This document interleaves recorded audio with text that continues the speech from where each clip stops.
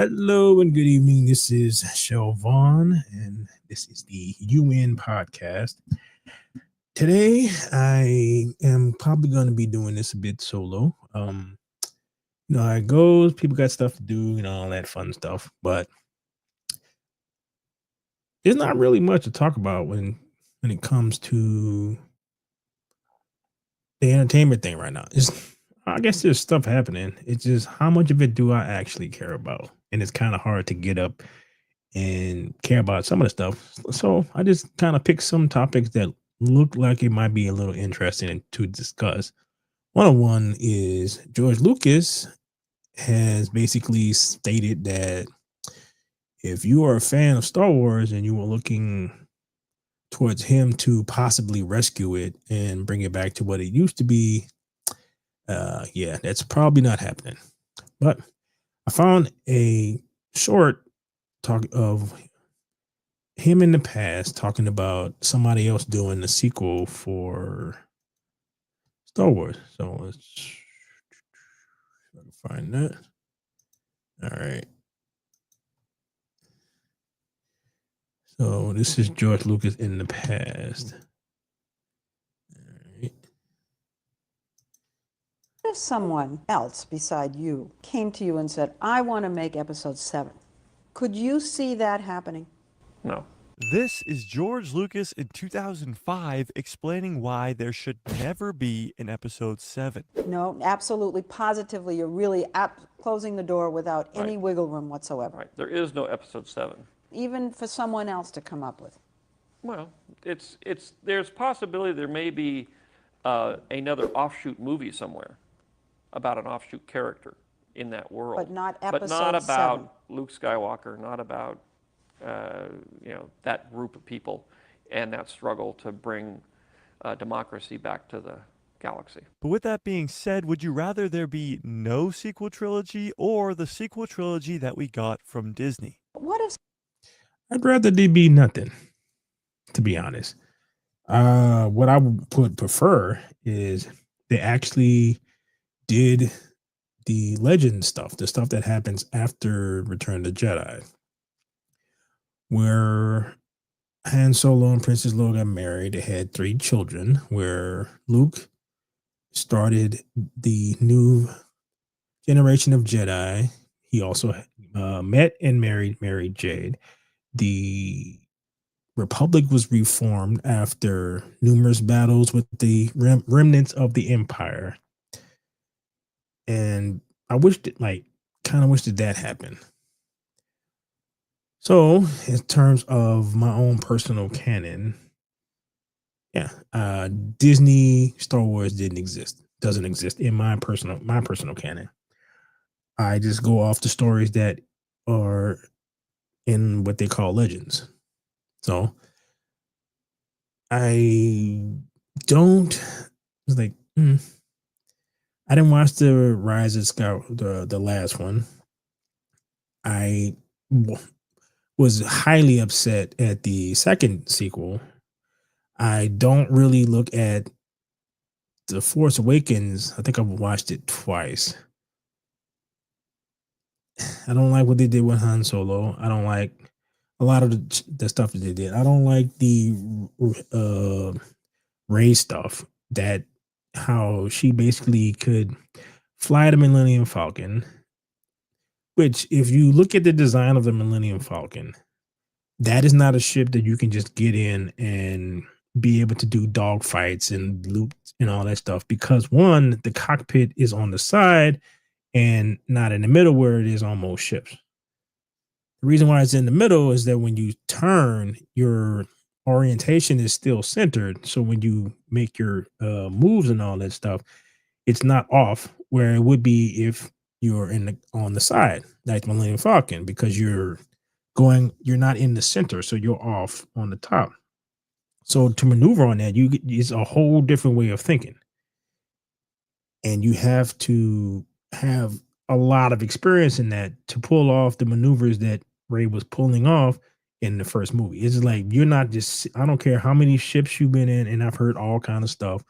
But said, well, she went into a lot of old ships, so somehow that made her be able to fly this thing, which if you ask any like pilot how easy it is to go from one plane to another, I'm like, yeah, you could probably fly it because you know how to fly a plane. But in terms of being an expert at it, no, you just got to get used to it because it controls differently. It's a little faster, a little slower, has more drag, has less drag, yada yada yada. So that bugged me. What they did with Finn should have been the secret Jedi. That would have been way more interesting than what we got. And having the fact that J.J. Abrams and the other dude were having like a pissing contest between the three movies and getting rid of major plot points just to stick it to the previous dude, that just made that all the worse, and various subsequent things. So it is easier for me to just ignore all of that. And just like everybody else, they say Disney Star Wars. And that's basically what it is. You know, I just try not to think about it. All right. Not really much to say on that. So I'm going to move on to my next topic, which is some AI stuff. Actually, there's a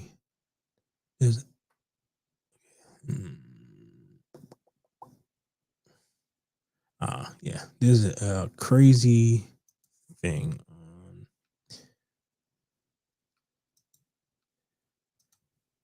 Yeah, let me watch that.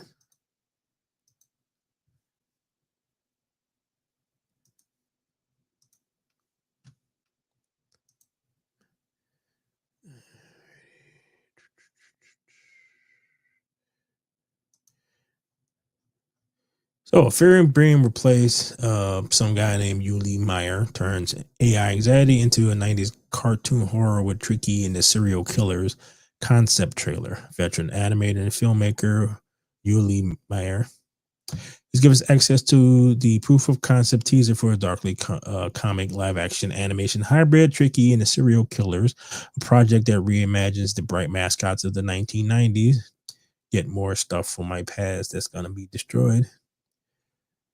And AI corrupts the former selves. The teaser shot on 35mm film, animated entirely by hand, serves as both a proof of concept and a statement intent from Meyer, whose credits include Who Framed Roger Rabbit, Space Jam, American Tail, Five Goes West, and Gennady Tartar. I can never pronounce his dude's last name. He makes stuff. I love his stuff, but I can never pronounce his last name. Tartakovsky. It's a real unease in animation world right now. Fear of being replaced, left behind. My approach has been to turn that feeling into something imaginative and craft laden rather than reactionary. Okay. So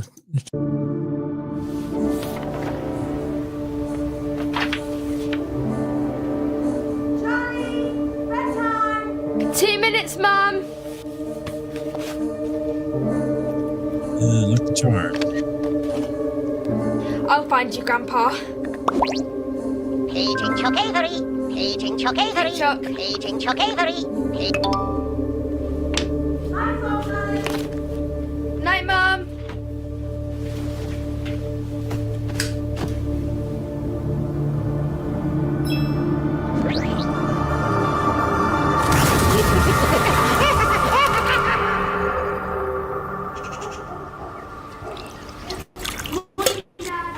Morning, Chloe. Morning, huh? Morning. Breakfast? I am starving. Scrambled eggs? Oh, I think we're out of eggs. Just have some coffee. I need food. Something.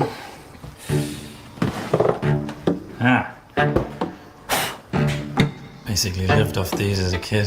Saturday morning, cartoons blaring. And those wild animated commercials. My mum animated those. Same plot every time, just kids chasing the leprechaun with cereal. Good thing they were canned. They're basically just sugar ads for kids. Killed my dad's studio. Those commercials paid the rent. Hello there! Top of the morning. I'm back.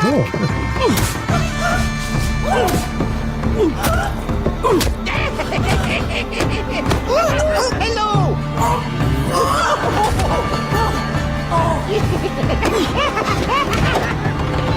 Very, very rough.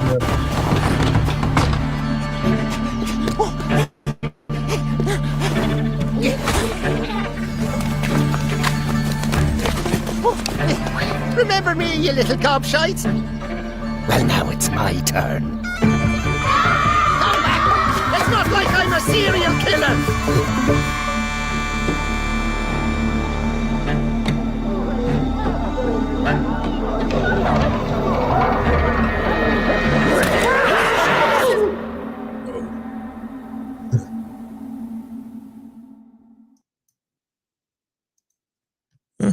That was interesting. Oh. Hello. What's up, man? What was it, cornflakes? Hmm? Was it cornflakes? No, it is the guy who I guess worked on Roger Rabbit or whatever is like a proof of concept kind of thing. Let's see if I can close this.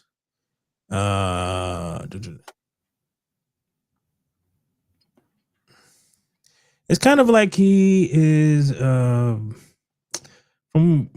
what I saw, it was it's just I don't know, like a proof of concept type of thing, and it's about the unease of AI stuff, right? So all the traditional animators are nervous. My thing is, all right, you know how I've been really, and I'm gonna tell you about this, I've been really into this AI versions of different songs where they change the genre and have it as a different take.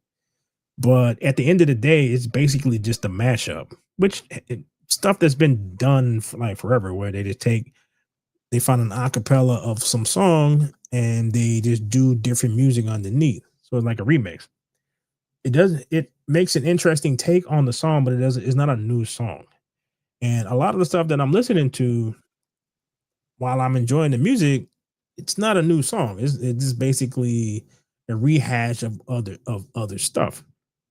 And I think that's probably what's going to eventually happen is people will just notice that it's kind of the same thing. It sounds a little different, but overall, it's the same thing.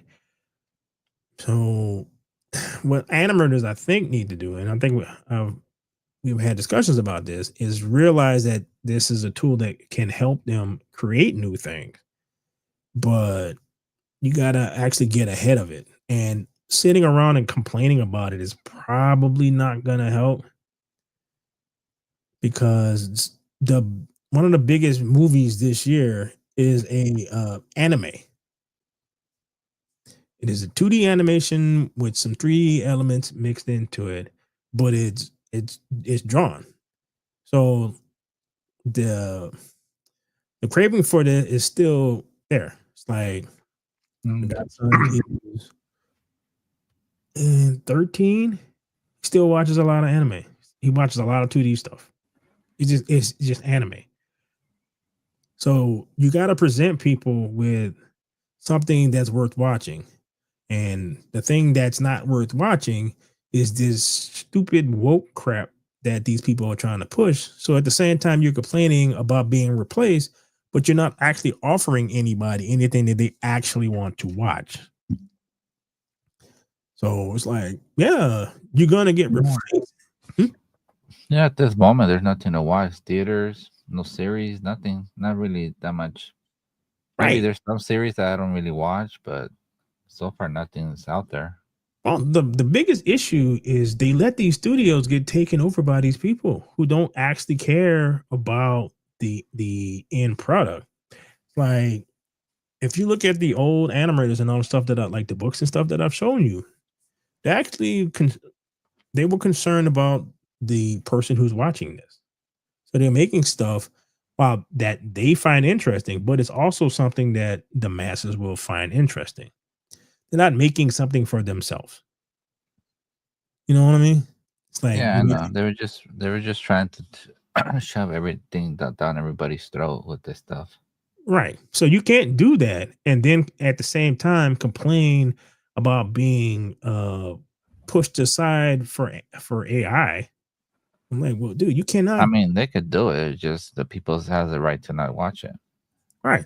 So eventually somebody is going to realize that people still want certain things and utilize AI, to give it to them.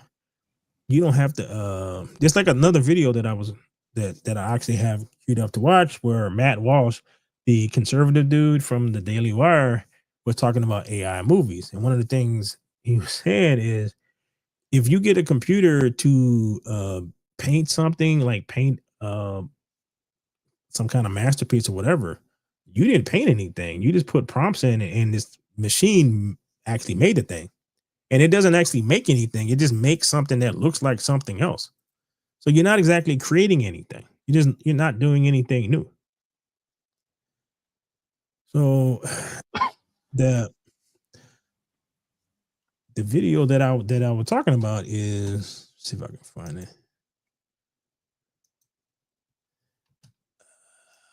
Okay. There it is.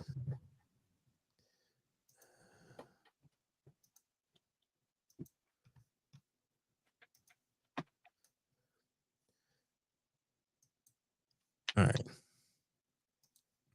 See, this is the biggest problem with all of these tech dudes who are trying to get into the creative space is they're creative in a sense of creating a program to do something, but they're not creative in being creative. This the same reason why Spotify and all that stuff is basically ruining the music industry in general, is because the person who's in charge of this stuff is a tech dude. It's not a record label. It's not like the guy from one of these record labels decided to start a tech thing. Like, no, it's a tech guy who decided to do a music thing. So yeah, it's over flooded. It's full of AI stuff. It is because they don't care. 'Cause they don't care about the creative part. So that's basically the gist of this article. And this is like a blog site for like AI Central. All right. Matt Walsh had a complete meltdown over. All right. So Mad Max director George Miller says AI is here to stay and change things. It's way more egalitarian and will make filmmaking available to anyone who has a calling for it. Right. In a nutshell, you know what that means? No. It is like if you watch American Idol, those first like week or two of episodes of everybody and their grandma who thinks that they can sing and wants to be a singer, but actually have no actual talent for it, who shows up and they got to wade through all of these people to get to the people who can actually sing. And they wind up with hundreds of people show up and they get like 10 people who can actually sing. Right. This is what that would be stars of movies. Right. If you go by because there are no gatekeepers in terms of you being able to put out a book out, you get every terrible writer who puts out some crap and puts a picture on it, some AI whatever picture on it, and then you got to go through all of this crap to actually find people who actually have a talent for this. Right? It's a free market. Yeah, but the But still, it's free market. No, I get that, but you're killing the market because you're over flooding it with crap. Yeah, but it's free. I mean, that's what everybody gets a chance. Yeah, but see, this is what the thing about when people say stuff like gatekeeping, right? The reason why all the producers in music sound exactly the same is because there's literally no gatekeeping. And the gatekeeping in the past was not necessarily a person, like a guy standing in your way. No, it was when you wanted to make music, you had to go buy musical equipment. You had to learn how to use the musical equipment. So that kind of stuff weeded out everyone who thought that they wanted to do something, but they couldn't stick around. Like they didn't have they didn't have the natural talent or the discipline to get through all of that stuff to get to the other end of being able to play that instrument. And then they still have to go up against people who actually have a talent for it. Like and like is when you watch someone who like whatever musical style that you like, and you see someone who is gifted in making that particular type of music, they stand out. So imagine like you got a 20-year-old Prince, right? Like Prince, the singer, or Michael Jackson or something like that. But now there are thousands of crappy people who all get pushed at the exact same time. You can sit there and try to weed through all the crappy people who have these dreams of being a singer but don't have the talent, and you may come across Prince, or you may come across Michael Jackson, or you may come across this person or that person or whatever. But it is hard to find that. And that's essentially what happened in terms of when you read like science fiction books or any books in general. There's so many terrible writers who had dreams of being writers but don't have the talent. But because Amazon let anybody post, like you can just print out a book, like you just type it up, put it in a PDF or whatever, however how it works, and then you be published by Amazon. So it's hard to find good writers. You used to be able to just go to the bookstore because at least these people had to have enough talent to draw someone's attention, to have them go through their book and actually correct their grammar and all that stuff, and get pushed into the front because they actually have talent for this. So when you go to the bookstore, there's still a lot of books in there that don't appeal to you, but at least these people had to go through something to get on this shelf, right? But so yeah, the free market thing is like, yeah, but it's a deluge of crap. And I think from these guys' perspective, it's probably going to be something where they think that anybody should. I'm like, no. You don't know what you're actually asking for. So just typing a prompt and having AI generate a film is literally not filmmaking. You're not making the film. The AI is making the film, and AI has no feeling, no thought, no soul. So what it spits out would inevitably be soulless and meaningless, even if it's technically like whatever. AI yesterday on X, and it's pretty much the standard thing that I see from the gatekeeping establishment in the media. They really don't want anybody to have the ability to make their own movies or make their own comic books or make their own books or make their own art at all. And they always go through kind of the same progression. And it's always, I call it the stages of AI grief, where they just won't accept that AI is a tool that people are using and that it can be used for good, it can be used for bad, like any other tool. And with somebody like Matt Walsh, who is a right-wing guy, it's really interesting to me because the same arguments are used here that are used for gun control. And I know that Matt Walsh is vehemently opposed to gun control, and he would say that it's our Second Amendment rights, and that it's very important, and guns don't kill people, people kill people. And yet his arguments here are very much like, AI takes people's jobs, and it's, and AI is bad, and it can do. That is not what he's saying. So this dude is doing a straw man. So that's not what he's saying. He's saying that basically, yeah, it's a tool. So I think he acknowledges that it's a tool. It is, once you get rid of any kind of impediment, you're gonna get a deluge of just utter crap. That's another thing that I saw, like with Sora too. They literally have to step in and say, look, you cannot have Malcolm X and Martin Luther King Jr. doing these crazy things, These were people who are of substance that, because most people who are probably doing this are probably young, don't know anything about none of these people, except that they're in the history books. So now you got all these people in the history books doing all kind of crazy stuff. Like no thought to, especially with like Martin Luther King Jr. He has family members. Imagine like it's your grandfather who died, and some dude decided to have him fight Superman in the middle of like of New York and saying all kind of curse words or talking like Tupac. You wouldn't really appreciate that, right? Right? Yeah. So like, yeah, and I don't like. We're 1 minute in, and the dude is already using a straw man argument. Like, I don't know what him saying this about movies have anything to do with gun control.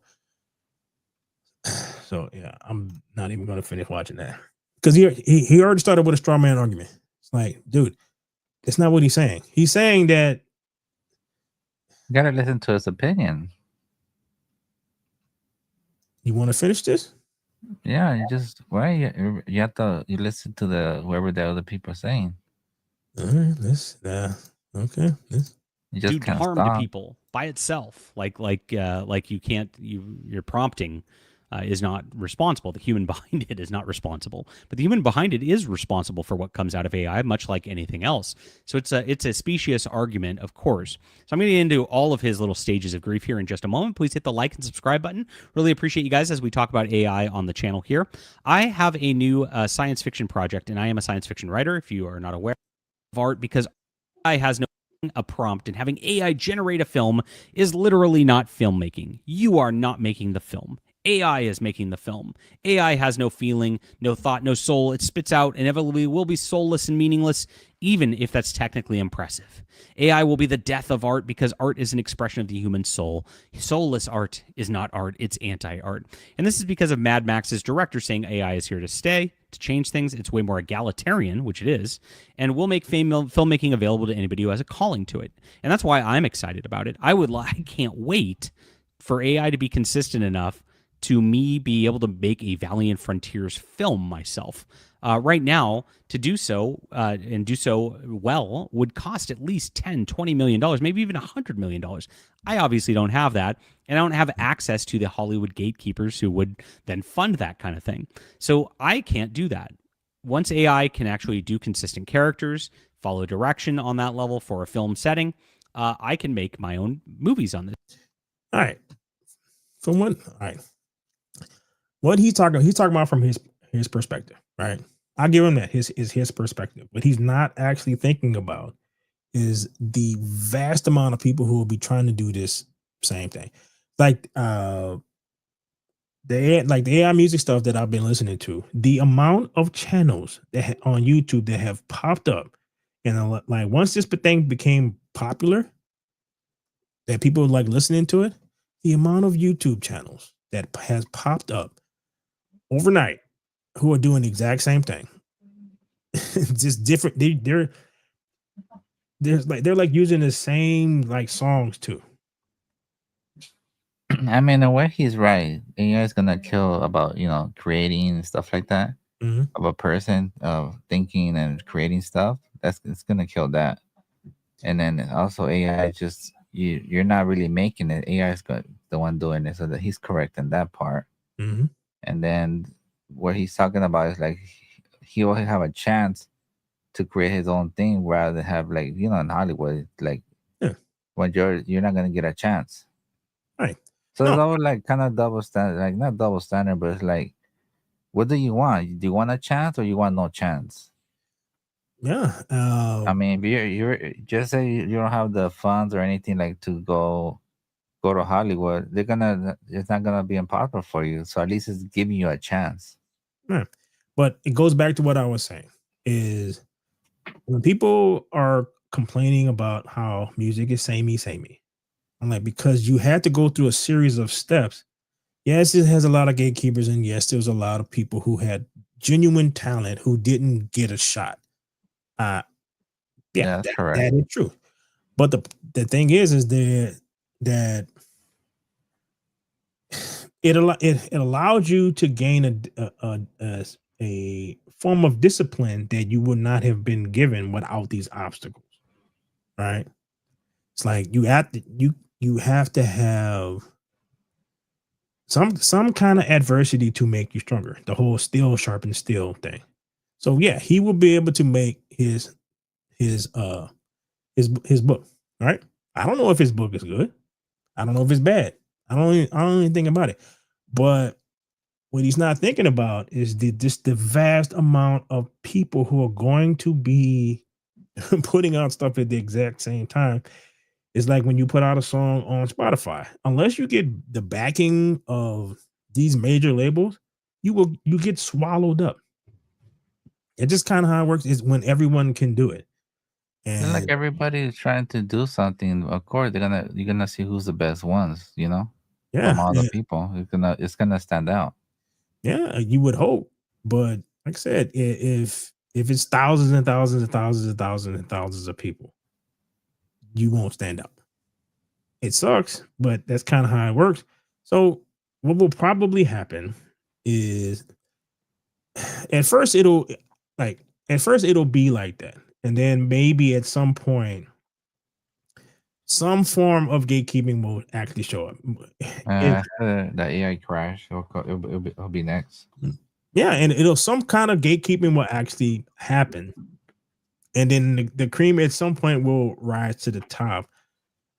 Yeah, but I just kind of think about like whenever I haven't read any new science fiction books in so long, except for like writers that I've known before all of this, before Amazon was a thing.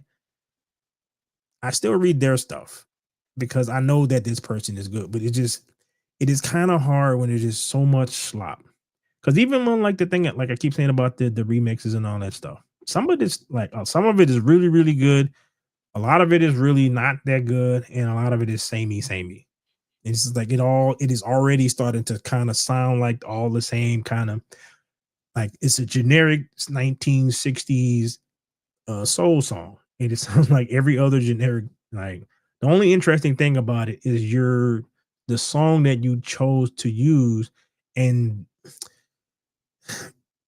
it's like there are some songs where I don't know how they did this, where they took elements of the song structure, like where there's guitars or whatever, and they did like it's like a Bob Marley One Love. They use the big band instruments to play the guitar parts of the song. Now that's interesting. It's like you probably wouldn't have thought about you actually sitting down and doing that. But then there's a bunch of other stuff where it's just kind of like it's a generic kind of thing. So I don't know. It's not, and that's what's got me very, very excited about AI. That's great. Now, does this mean that I'm just going to? We'll break down Matt Walsh's arguments here because it's ridiculous. Just typing a prompt and having AI generated film is literally not filmmaking. So, what does a director do? A director tells the cameraman, "Take this shot, do this," and actors do this. Okay, I think I've heard this particular argument before, where they'll say something about how you as an artist or whatever are learning from other people before you, and then you are interpreting that in your own like way into your own vision, and they're saying that is what the computer is doing. All right, it's like, but no, because I don't think that's what's happening, because I've seen stuff where it's just combining a bunch of other stuff together, and it's not adding its own flavor to it. You get what I'm saying? Yeah. Right. So even if you are learning from other people how to draw something, you're still adding your own life experiences, what you like, what you don't like, what your favorite color is, and so like the time of the day, how you're feeling, that whatever mood you was in, or whatever, how you're interpreting that thing. The computer does not do that at all. It's just taking all these elements, squishing it all together and averaging out what it would look like and then presenting that to you. So when the director, that sound like this one director is not like this other director. Steven Spielberg and Taika Waititi both learned the basics of filmmaking, but they make different types of films. But they use all the same structure, all the same grips, all the same actors and background actors and set designers and all that stuff. All those elements are the same, but they're interpreting it in their own way, just like a chef. So I'm like, that's kind of BS on that. Use these hand motions, evoke this kind of emotion, go. It's a real life AI prompt. That's what directing is, right? And so you are directing, but you're just not directing humans. You're directing an algorithm to do that those portions of things for you. So you are literally making a film. I think film is actually the best analogy for AI actually in the arts, actually doing more than anything else. You are the director at that point. And I think that's what's got Hollywood and that's what got the gatekeepers scared. And so Matt Walsh, I'm looking at this and I'm like, well, what does this mean right here that he says this, right? That they're not making the film there, it's like, so only like I'm not a valid artist because I can't get Hollywood donors to give me $20 million to make my project. That's what I have to do to be a valid artist. They're not going to do that because again, that's not what he's saying. No, but he has a point there. No, I can hear what he like. I can hear what his point is, but he's arguing that Matt Walsh is saying something else. So like I said previous, there have been a lot of talented people who got screwed over by Hollywood. Right? It sucks, but that kind of what happens. But you're equating. It's a good old boy club. Right, yeah. And you know what happens with those? They usually get to the point where they just create generic type stuff and up and coming whatever. That's what happened with Steven Spielberg and George Lucas and I forgot who else. There was like a couple of them back in the 70s. And that's why we got blockbusters and all that stuff, because the Hollywood system was one way and all these up and coming young dudes was doing something different. And they still had gatekeepers and they still had all that stuff. But they just on their own and using their own money and doing on whatever, they created their own stuff, which made their own lane. So he can still do that. But I think what Matt Walsh is trying to say is having some random person just type some stuff in. It's like, no, that is not like what directing is. Yeah, he has a good point in that part. Yeah.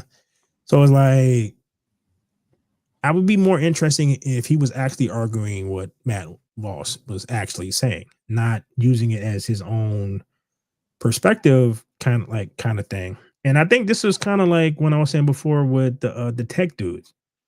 Like, yeah, they're doing a bunch of stuff. It's like, I don't know how much better for the particular thing that you're trying to do, because you're not looking at it from all perspectives. You're just looking at it from the can we do a thing perspective.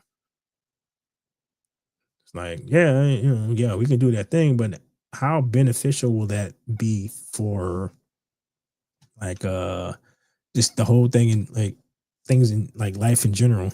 Yeah, I don't have any connections. I'm not a part of their establishment. I'm not making the stuff they do. And I find it very, very funny as he gets into this further. So that's part one. You are literally making the film as a directing. Two, AI has no feeling, no thought, no soul. What it spits out is inevitably soulless and meaningless. Now, again, we're talking about filmmaking.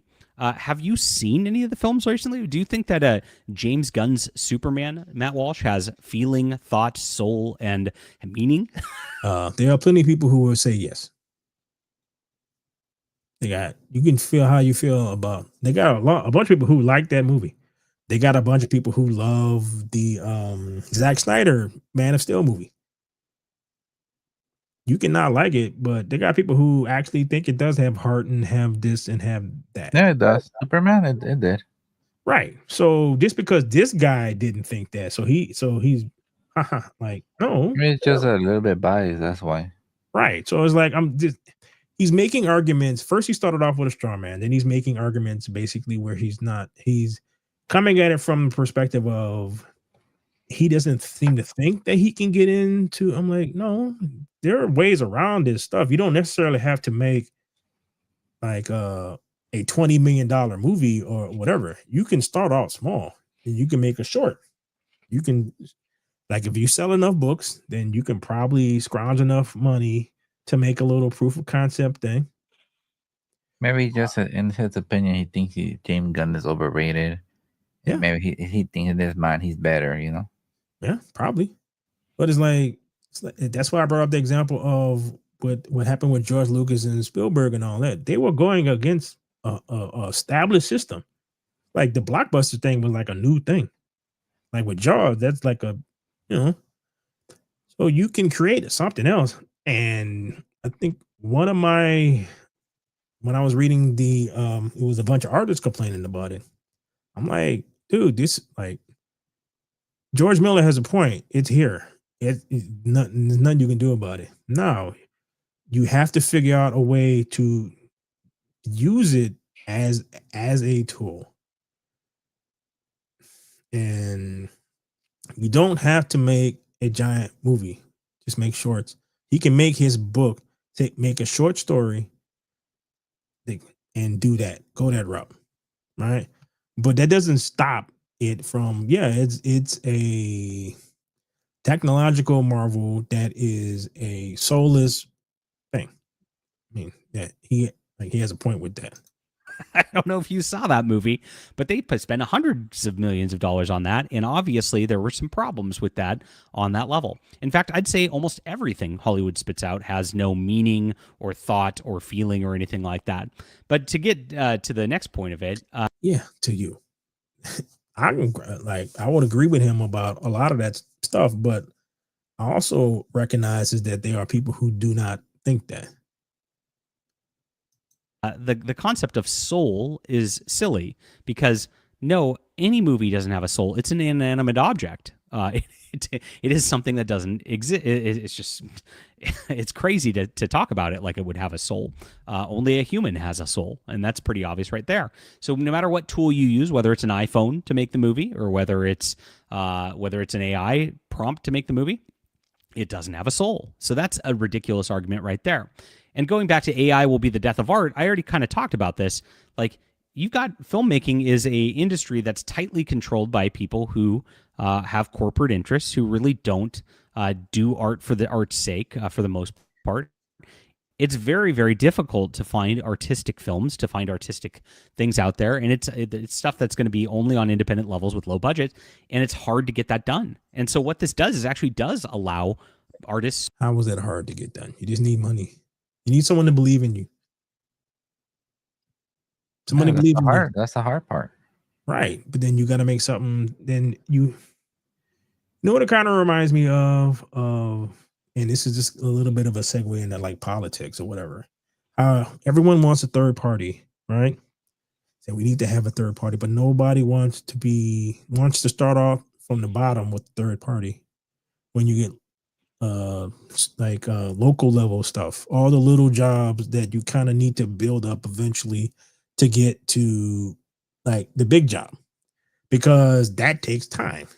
And eventually, if you do that, you will have a viable third party that could actually defend itself when it comes up against the big two.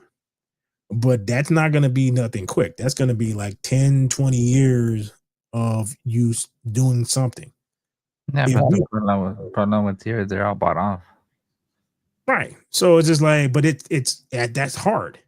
So he keeps talking about like taking on Time One, like this kind of stuff. I'm like, no, you can do the indie route. You just got to learn how to work the system and how the system works. And you can push your make little things, and eventually you can make enough money to make something bigger. Oh yeah, with social media now he could. Right. So it's like your argument is one, like I said, your argument is not what he's saying. It is, I don't know exactly why you don't think that you can do this. Like, you can make your book into a reality. just find some like-minded people, like guys who like actually making movies. Say I got an idea, you make friends, you go on different different social media type stuff, like gather people together. Like, all right, I got this idea and blah blah blah. And if you get the right group of people around you, you can make whatever you want. Who cares what the corporate idiots in Hollywood are doing? Because it don't really matter at the end of the day, because they are a failing product that cannot make anything that anybody likes. They can't make hardly anything that people want to rewatch on a consistent basis. Yeah, who because you actually don't have have to vision. spend too much money on marketing now with social media. You could do it for free. Yeah, you just gotta you just gotta learn how to work the system. Who actually have that sort of creativity to do it themselves and put that work in. Now, this comes from a misunderstanding, because what Matt Walsh is thinking is he's thinking you go into Super Grok or whatever and you go, make me a movie like this. And he's thinking you just do this and that is what's going to make a quality AI art, right? This sounds fun, creative challenge. I literally can't produce a full-fledged movie here, but I can whip up a short movie concept, and that's it. And that's all it can do if you do that. And this is going to be pretty stupid, right? When AI gets too smart, the universe gets stupid. As a sci-fi comedy, Grok's glitch, right? So it just made fun of itself right there, and that's not going to be a good movie. Of course not. But if I made a movie and I actually plugged in my whole plot of The Soul Catcher right here, it would be a good movie, and it wouldn't be soulless and all that. This Soul Catcher, that's pretty entertaining just by itself, but it would actually have meaning to it, because my story has meaning to it, which I'll let you discover for yourself. But that is the difference right there. It's who's using the prompts, it's who's putting the effort into the prompts, and you're going to get what you give on this. I had a conversation last night with somebody who uses Suno to make music very well, and he is a excellent producer and does excellent work. I made a Suno song and I wrote the lyrics in 5 minutes. I didn't edit the lyrics or anything like that. And he said, it's got good kernels of stuff, but it's not refined. Like I could fix this and fix the lyrics and fix some of the portions of it, and then it'd be a polished song. It's not there yet. I am quite sure that whatever his friend makes probably sounds like what they play on the radio. And the stuff that they play on the radio is made by 6 people. That's why they all sound the same. So his friend probably makes something that is probably sounds comparable to the stuff that's being played now. And most of that is crap. So yeah, it's gonna put together a generic lo-fi pop song, because it's going to take the most popular chord progressions that are in music today. It's going to play a bunch of instruments. Dude, like the people singing on these songs, it sounds great. One of the complaints I keep seeing in the comments is the computer, just because it's using like lyrics, like rap lyrics, and how they say things quickly.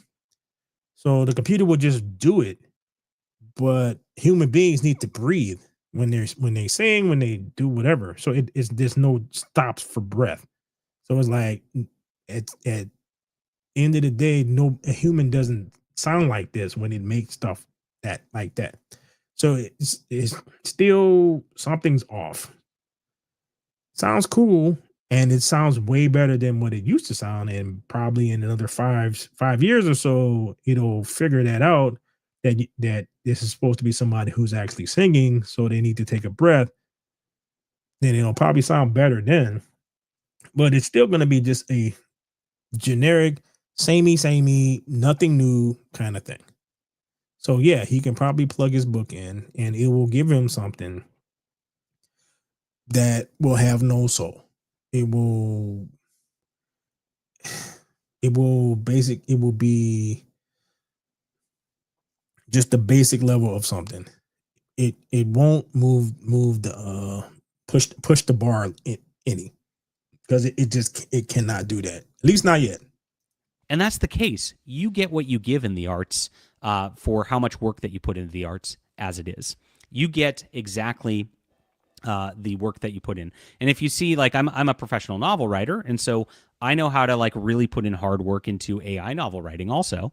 And with that, my AI novels are doing very, very well because they have good story to them and they have a lot of work behind the prompts. If I just did what I did with Grok, obviously it's not going to come out with something that good. All right. So he says he's an AI novel writer.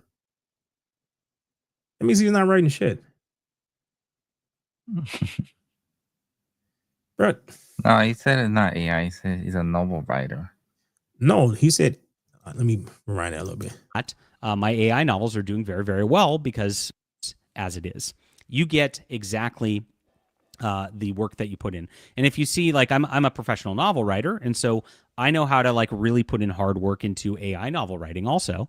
And with that, my AI novels are doing very, very well because they have good story to them and they have a lot of work behind the prompts. If I just So yeah. So he's not writing anything either. Because you're asking for their science fiction has been around for a long time. So there's lots of stuff for the AI to learn from. So it's taking stuff from the past, modernizing it in a little bit, like better written stories.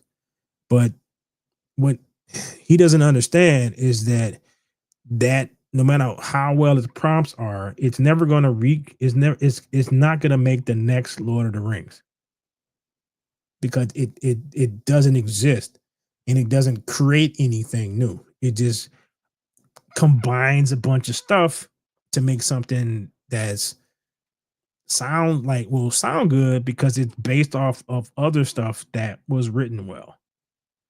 So you're never going to get no more like you keep this down this path, you're not gonna get Tom Sawyer, Huckleberry Finn, none of this stuff, because that was from the imagination of an actual person. And I think he's conflating giving prompts to that, and it's not because you're not the one doing it. The computer is doing it. You're just telling it what to do, and because it cannot create anything, it's just mashing a bunch of stuff together. Did what I did with Grok, obviously it's not going to come out with something that good.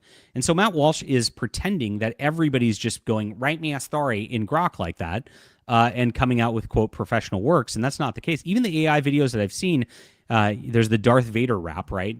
I don't know, Darth Vader rap AI. I don't know if you guys have seen this. It's very, very funny. And if you look at like what this has done with filmmaking, these prompts like are edited together. They're synced with the timing of the beat of the music.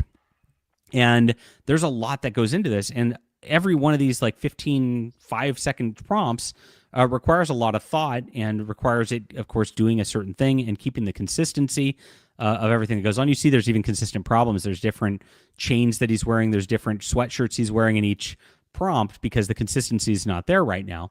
But even just doing this requires a lot of editing, film work, and the like. The song. But you're starting with like the lyrics are funny, but it's still basic bitch lyrics. So I don't think he understands that.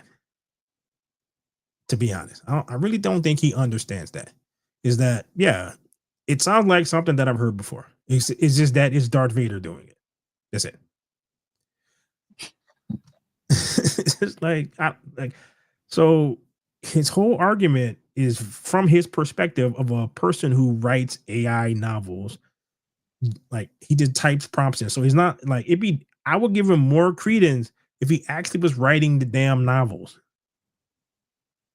Not taking some generic ad thing pieced together. And this is exactly what I'm talking about. How you cannot, it's hard to find any new shit because it's so much of this generic crap.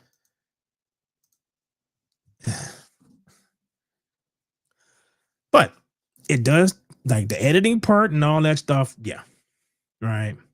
Because like being able to get the AI to give you consistent stuff as a person who's been messing around with it a bit, just to make some moving backgrounds for the music that I actually make.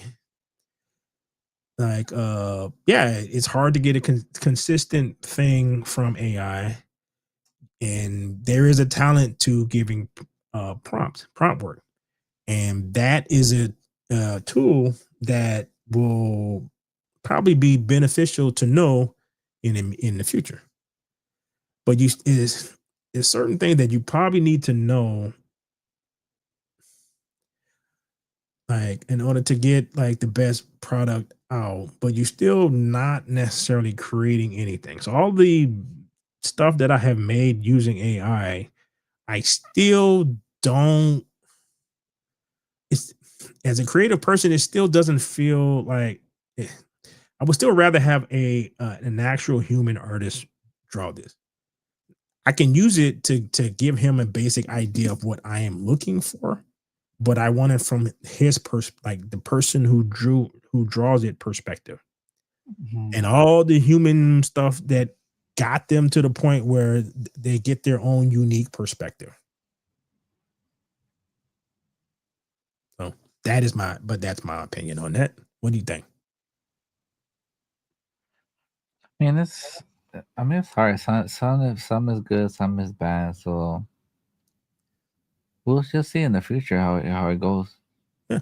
Look, I agree with the gatekeeper thing. I agree, but I think you can't get rid of all the gatekeeping because some of that is necessary for to get the best product.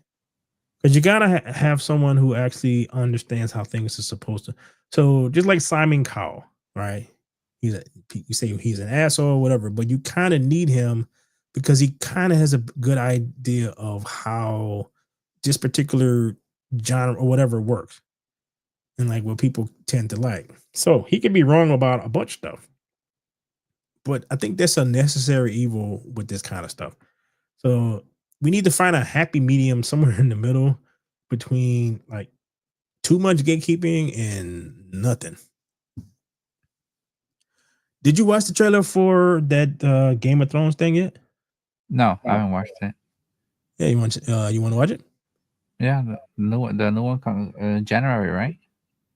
Yeah. So it's just a teaser though. I didn't see anything like new. All right.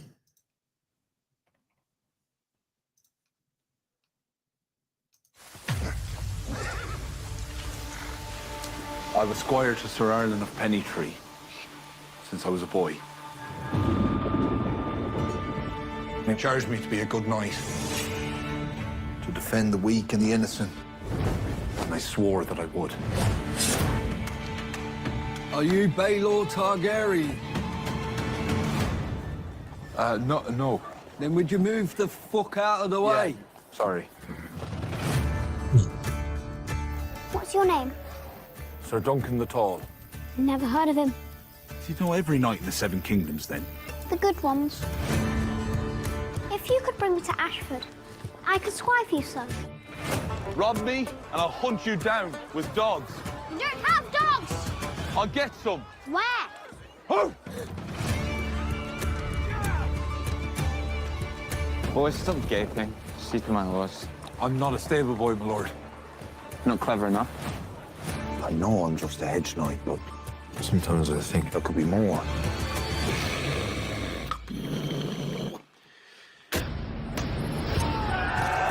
Why do you treat these royal lapdogs like they're your betters? They are my betters. These men have a name. I'm trading. What chance do I have? I have no chance. Falling star brings luck to those who see it. So the luck is ours alone?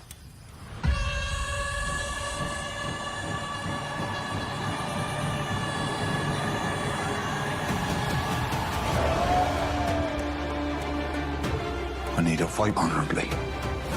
But sometimes I think I buried my courage alongside the old man. And in every man, there are many men. So be brave. Be just.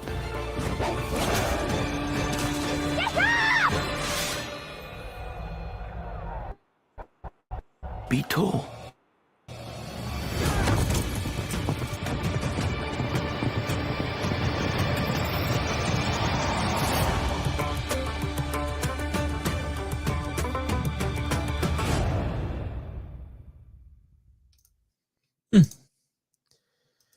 Looks about as interesting as pretty much anything else that's coming out.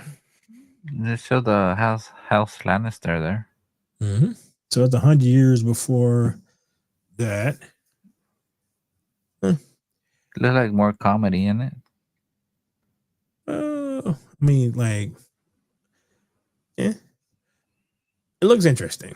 I am not completely turned off on it, like most stuff that I've been looking at lately, where it's just like. So I think I will check it out. I should still have HBO Max at that point. So got a few months, but the other one is summertime or something like that. I'm not sure this year or next year. Well, that one is in January, so that is supposed to come out before the third season of the other one. So should be cool. All right, so what else to talk about before we head out? Don't care about the Warner Brothers thing. Disney is change the definition of DEI to belonging or whatever. And one of the things I put in the well, two of the things that I haven't talked about yet is Hollywood is boycotting Israel. And are you interested in a live action Jetsons? No. Let's see. Let me get rid of this. On the live, like, okay, yeah. Discuss this real quick. The UK lawyers for Israel seem to have a whole lot of lawyers and whatnot in other countries. It's amazing how that works, huh? Mostly they're lawyers. Joaquin Phoenix, Nicole Coughlin, and more joined 3,900 industry names pledging not to work with Israel film institutions complicit in war crimes. UK Lawyers for Israel has cautioned that artists in the film industry and their organizations in the UK will likely breach the UK's Equality Act if they implement film workers for Palestine boycott. This boycott breaches the law in this country, which protects people of all religions, races, and nationalities from discrimination. If we allow celebrities to discriminate in this way, it erodes the protection for everyone. How does that erode the protection for everyone? If these people decide that they don't want to do anything with your particular group, how? That's their right. They don't have like. I don't like none of these people. So, but I'm like, dude, they can do whatever the hell they want. The controversial pledge was announced on the Film Workers for Palestine, a group that describes themselves as a call by and for filmmakers and cinema workers to stand by to end the genocide and for a free Palestine. Paramount's first major studio to weigh in on the official statement amid a growing boycott of Israel film companies backed by hosts of A-lister stars. So it condemns it. We need more engagement and communication, not less. Studio said a statement released Friday in wake of the pledge sign. Deborah Messing says boycotting the Israeli film industry over the war on Gaza is a blatant discrimination and a betrayal of our role as storytellers. You are not storytellers. You're a person pretending to be somebody else. History shows us that boycotts against Jews have long been a tool for authoritarian regimes. By joining its effort, these artists not only aligning themselves with a dark legacy of anti-Semitism. Yeah, you need to really stop equating everything to that. That doesn't help your cause, to be honest. And at this point, I'm like, bro, there are so many groups on this planet that have had atrocities brought on them that were just as bad. But you guys are the only group that keep bringing the shit up every time anybody says anything about what y'all do. Yeah, and then Plus, they're the one that's showing it on TikTok and everything the bad stuff they're doing. So it's like, So it's like you can't complain anti-Semitism. You're the one posting your own militaries posting stuff that are atrocities. so it's like, dude, I actually personally, like I said, I don't like neither one. Like Israel can do whatever they want. I don't care. I'm tired of hearing about it. It's like, yeah, you are bombing the hell out of. Stop bombing the hell out of people. That will probably help you with your public image. But if these folks don't want to work with you, that's their right. And just because they don't want to make movies with you, that don't necessarily mean that the guy with the funny mustache is on the horizon. It's like you are not. You cannot force people to work with you or for you. That's just kind of how life works. So if they don't want to do it, fine. Find other stars. Create your own. Just do your own thing. If they don't want to do it. Suing people and all that stuff is not going to help. And just like the term racism, if you call everything, any kind of criticism at all, the same thing, it lessens the thing that you're calling it. So there were a few in Hollywood who opposed the boycott, including Liv Schreiber, Mayim Bialik, and Deborah Messing. Yeah, I wonder why. Who signed an open letter asking their colleagues to reject discriminatory anti-Semitic boycott call that only adds another roadblock to the path to peace. Like literally already fighting again. The letter only had 1,200 signatures, just a fraction of those calling for the Israeli film boycott. So far, no one in the industry has publicly reacted to this UK letter. However, Film Workers for Palestine spokesman said we are unimpressed by a pro-Israel lobby group, UK Lawyers for Israel's desperate attempt to curtail our signatories' freedom of expression through its pitiful letter. Informant underscores how the boycott has escalated from artistic protest to potential legal conflict. So note that the ones that want to boycott, the ones that openly show their hatred of the Jews, are the ones calling everybody else Nazis. And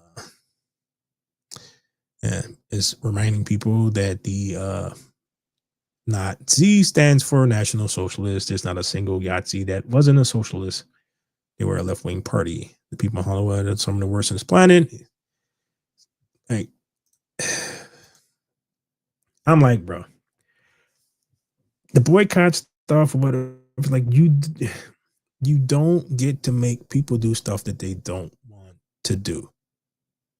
And I don't know what are you going to do? It's like you're going to arrest people who are in a completely different country. Well, No, they're just gonna try to blackball them. Okay. I don't know, dude. It's just this whole thing is crazy. I'm like not a big fan of actors, and the current crop of people who are running that particular country is not the greatest. So it's like it's an interesting topic of the people who, and they got a point. It's like the same people who are doing this are the same people who chastise everybody else for doing stuff. So it's like keep at it. Shit. Same side fighting with each other. All right. Well, on that note, I think we made an hour.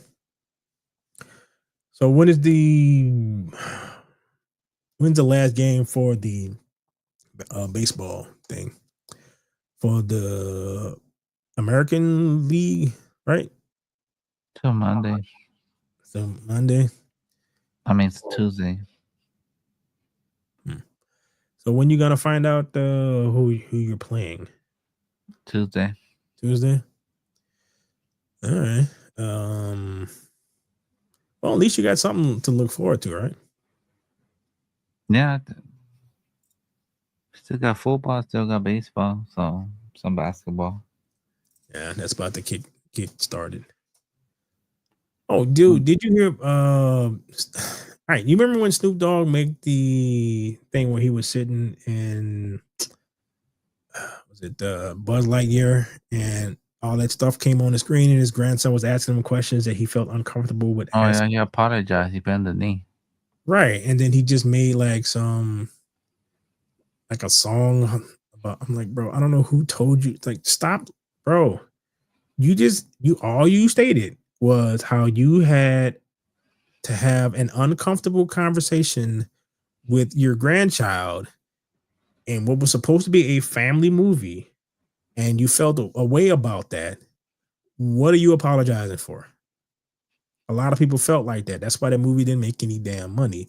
That's why most of the movies that these people make don't make any damn money. That's why you currently have the LG and the B like cutting themselves off from the rest of that other group because they don't seem to understand is that trying to force people to go to your particular persuasion, whatever it is, you cannot force people that route, and all you're going to do is turn people off. So what he said was just it was a genuine thought. Like I should not have to be answering these questions in what's supposed to be a family movie. Right. So to see whatever publicist told him to do, he's going full out now. Like, I guess he has some kid show where he's putting gay characters in the kid show. He has like it's weird. It's like some PR person told him. I'm like, bro, the people who are going to yell and scream the loudest about this are on Twitter. Most people don't care. Most of the gay people don't care. Like, they don't care. They're just trying to live their life. They're just trying to figure out how to pay for damn groceries. They're not worried about how you felt uncomfortable in a movie. You need to do what Karen, the woman from the Prince of Pirates of the Caribbean, and like the first one, Karen Knightley, right? She's doing the voice of somebody in JK, like in the Harry Potter audiobooks. They're redoing audiobooks, right? So she's doing the voice. So somebody was asking her about the controversy of JK Rowling's controversial trans take or whatever. And she basically looked at the person who answered that question, and it kind of was like, said something sounds like we should all get along and expect everybody's opinions, but she also laughed at the question too. That is what you do. You just kind of laugh at it and you move on. They'll scream and holler for about 5 minutes, and then that's about it. They'll find something else to get all highly upset about. And once enough people start doing that, all this nonsense will go away. It's like, ain't nobody's trying to destroy you. Ain't nobody's trying. I'm like, bro, we just like, dude, you can live your life however you want. Let me live mine. That's it. All right. Well, are there any movies coming out anytime soon that's interesting? Nothing. There's nothing right now. There's absolutely. It's crazy, dude. People looking for something to go look at, something to do. This would be like a perfect time to put out an actual good product that people can talk about. But I don't know. All right. Well, on that note, then yes, say goodnight. Peace. Please like, subscribe. Please like, subscribe, and share, and all that fun YouTube type stuff.